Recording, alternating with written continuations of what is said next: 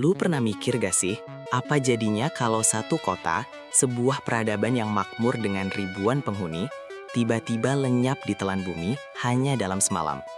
Bukan karena perang saudara, bukan karena wabah penyakit, tapi murni karena tanah di bawahnya berkehendak. Tanah yang tadinya kita pijak dengan percaya diri, tiba-tiba berubah menjadi bubur. Menjadi liang kubur massal yang disegel oleh sejarah dan dilupakan oleh peradaban modern. Inilah misteri abadi yang selalu berbisik di bawah gemerlapnya Padang, Sumatera Barat.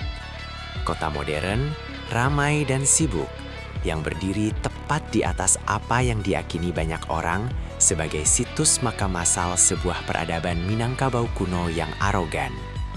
Sebuah legenda yang selalu diulang di warung kopi, di pinggir pantai saat matahari terbenam, dan di tengah heningnya sawah yang membentang. Konon, jauh sebelum Padang semodern hari ini, ada sebuah kota kuno yang kaya, mungkin terlalu kaya, yang kemudian musnah, tenggelam ke dalam lumpur atau ambles ke dasar lautan, seolah dihukum oleh alam itu sendiri. Bukan, ini bukan sekedar dongeng pengantar tidur. Ini adalah narasi yang begitu kuat, yang bahkan membuat para arkeolog dan geolog sampai harus turun tangan, menggunakan alat-alat canggih, mencoba menembus lapisan-lapisan tanah dan waktu untuk mencari bukti konkretnya. Cerita ini bukan hanya tentang mencari puing-puing batu atau keramik kuno, tapi tentang menjawab pertanyaan filosofis yang jauh lebih dalam. Seberapa besar kekuatan alam yang kita hadapi di Nusantara ini? Dan apakah legenda ini hanyalah sebuah peringatan yang dibungkus dalam kisah mistis yang diturunkan dari generasi ke generasi untuk mengingatkan kita bahwa kita hidup di atas tanah goyang? Padang hari ini adalah ibu kota Sumatera Barat, sebuah kota pelabuhan yang memiliki peran vital dalam jalur perdagangan kuno di Selat Malaka dan Samudra Hindia. Tapi, secara historis dan kultural, Padang berada di wilayah rantau, wilayah pesisir, wilayah perantauan, wilayah luar bagi masyarakat Minangkabau. Jantung peradaban Minangkabau yang asli, yang melahirkan adat dan sistem pemerintahan, selalu berada di darat, di dataran tinggi, di sekitar Batu Sangkar, di kaki Gunung Marapi, wilayah yang lebih dikenal sebagai Pagaruyung. Jadi, munculnya legenda tentang kota kuno yang tenggelam di pesisir ini memberikan anomali yang menarik. Jika peradaban besar Minang selalu di darat, siapa sebenarnya penduduk kota kaya raya di pesisir yang konon tiba-tiba hilang ini? Apakah mereka adalah cabang Minangkabau yang memberontak? Atau apakah mereka adalah pedagang asing yang membangun koloni dan kemudian dihukum oleh alam Minang yang suci?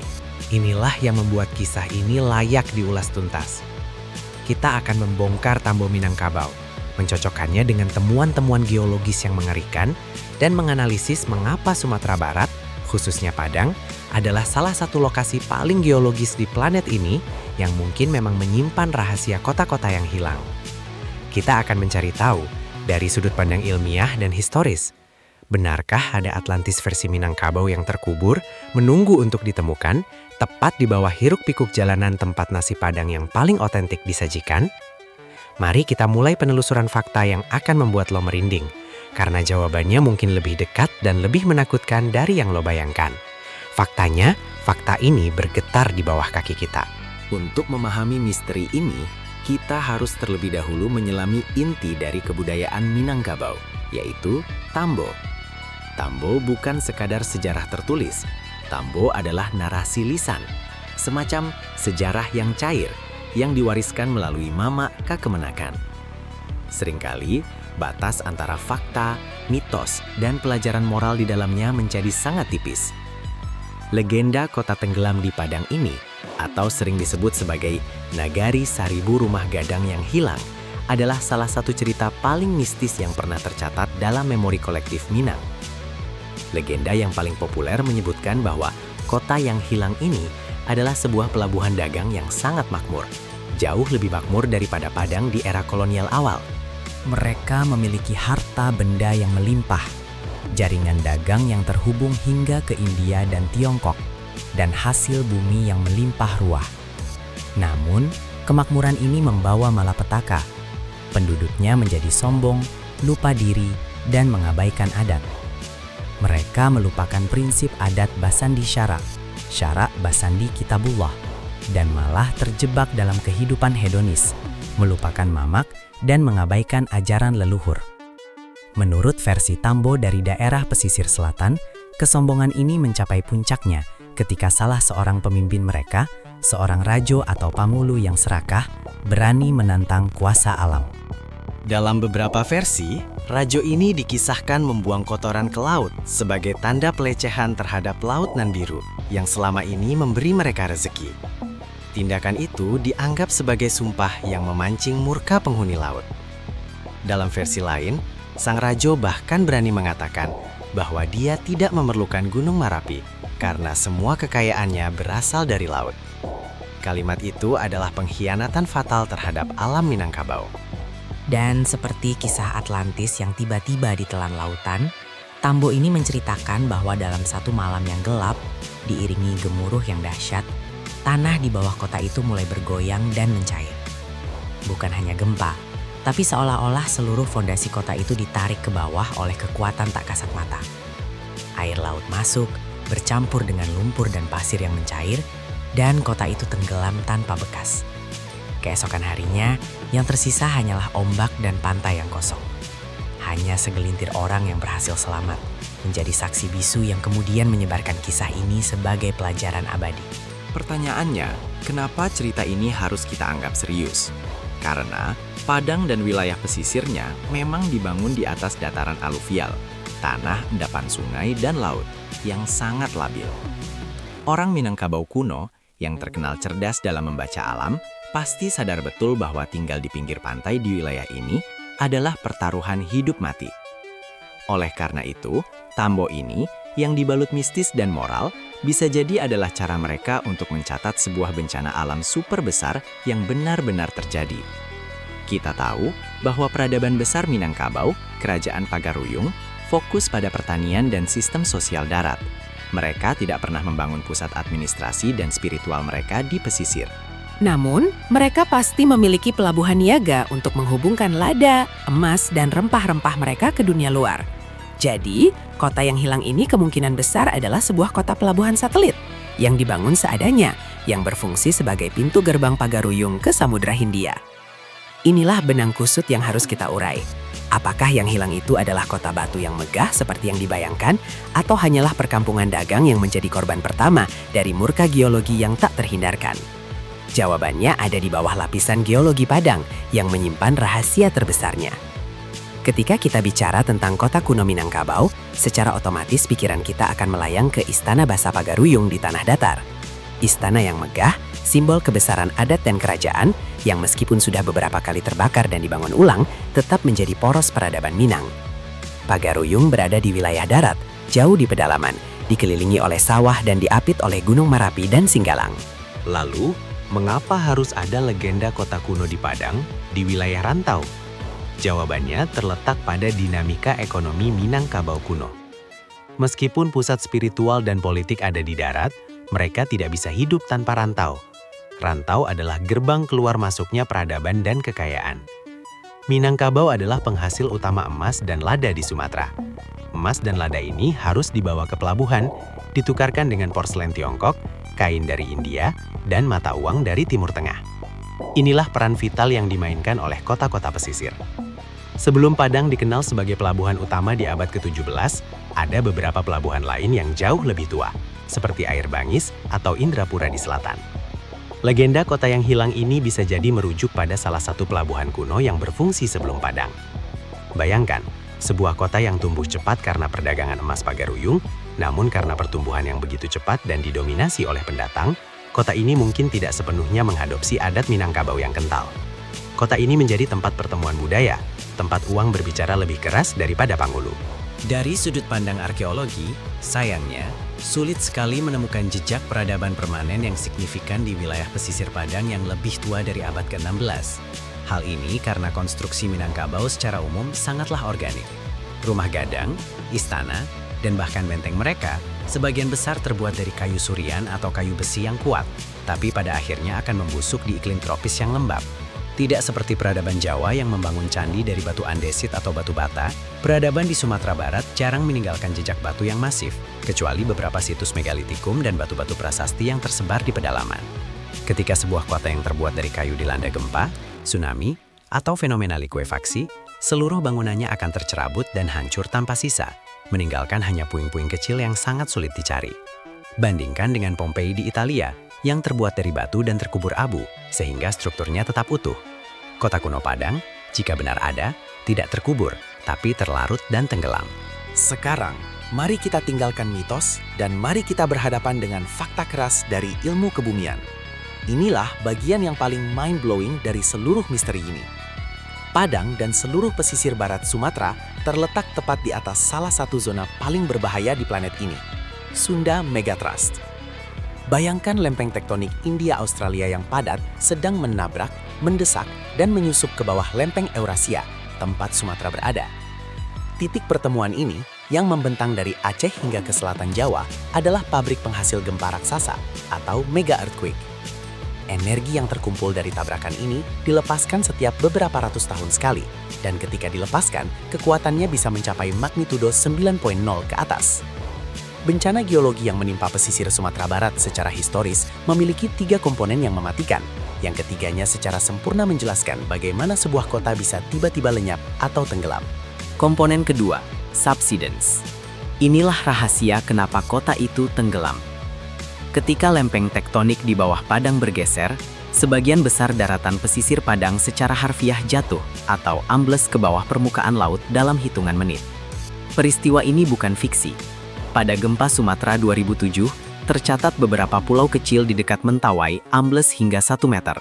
Dan pada gempa Padang 2009, wilayah pesisir di sekitar Pariaman juga mengalami penurunan elevasi permanen. Bayangkan, jika sebuah kota kuno ambles 1 hingga 2 meter di bawah permukaan air laut saat air sedang pasang, seluruh kota akan terendam, berubah menjadi rawa atau lautan dangkal. Inilah yang diabadikan dalam legenda sebagai ditelan bumi atau ditarik ke bawah.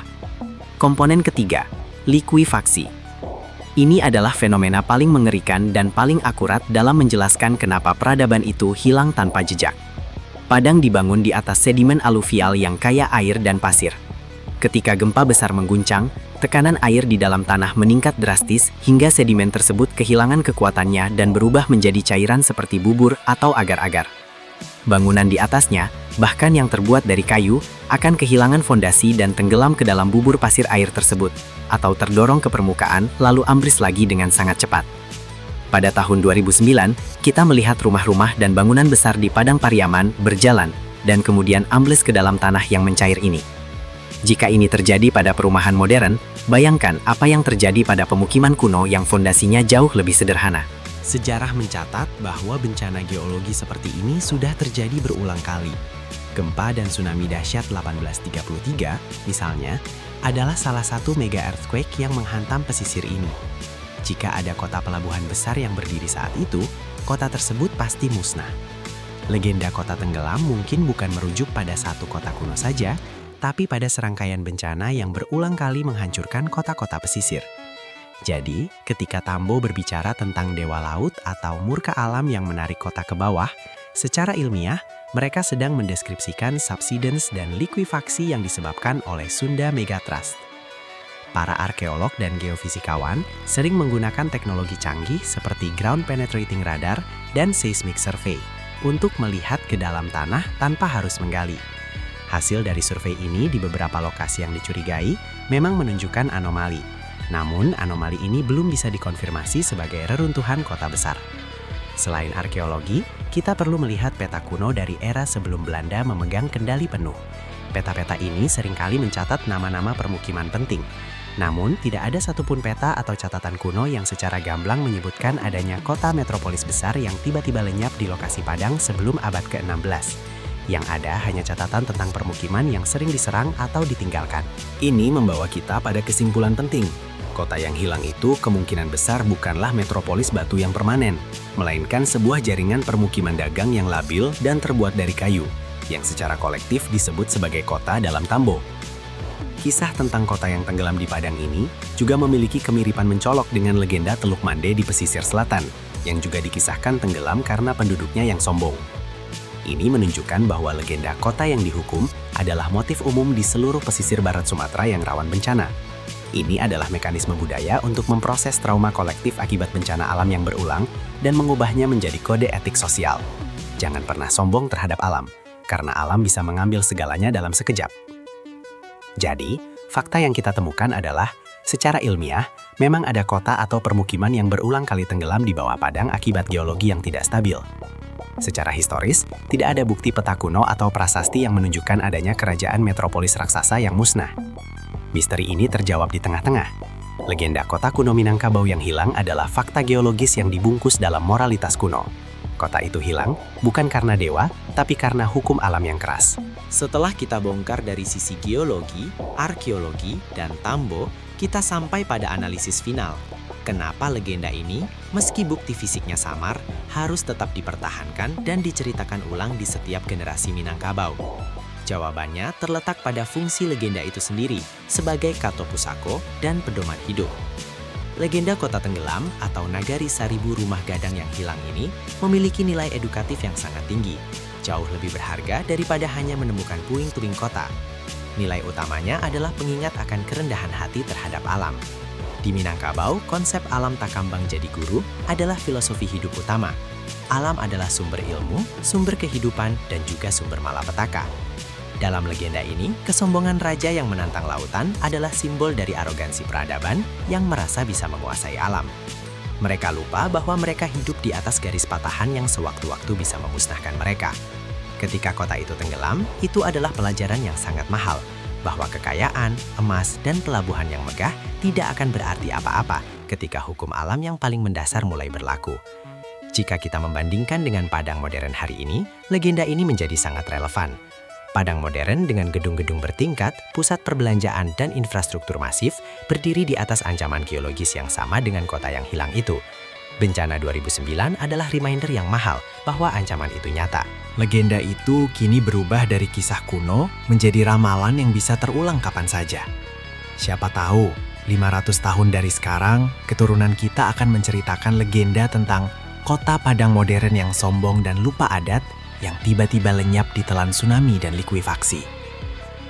Kesimpulan akhir faktanya, fakta adalah kota kuno Minangkabau yang hilang di bawah padang dalam bentuk Atlantis batu yang megah mungkin hanyalah mitos. Tetapi, fakta bahwa permukiman-permukiman dagang di pesisir Sumatera Barat telah berulang kali tenggelam dan lenyap akibat bencana alam dahsyat adalah kebenaran sejarah yang tak terbantahkan. Legenda itu bukan tentang mencari puing-puing, melainkan tentang mencari makna dari tragedi kolektif yang berulang. Itu adalah warisan yang paling berharga. Misteri ini mengajarkan kita satu hal. Di Nusantara, peradaban tidak selalu hilang karena diserang musuh atau digantikan peradaban lain. Peradaban kita bisa hilang karena tanah di bawah kaki kita sendiri tidak setuju dengan keberadaan kita. Itu adalah fakta yang jauh lebih menakutkan daripada sekedar mitos. Apakah lo percaya bahwa Padang modern akan menjadi kota hilang Minangkabau berikutnya? Tulis pendapat lo di kolom komentar. Jangan lupa, subscribe channel Faktanya Fakta untuk bongkar fakta-fakta mind-blowing lainnya yang tersembunyi di balik sejarah Nusantara. Sampai jumpa di episode berikutnya.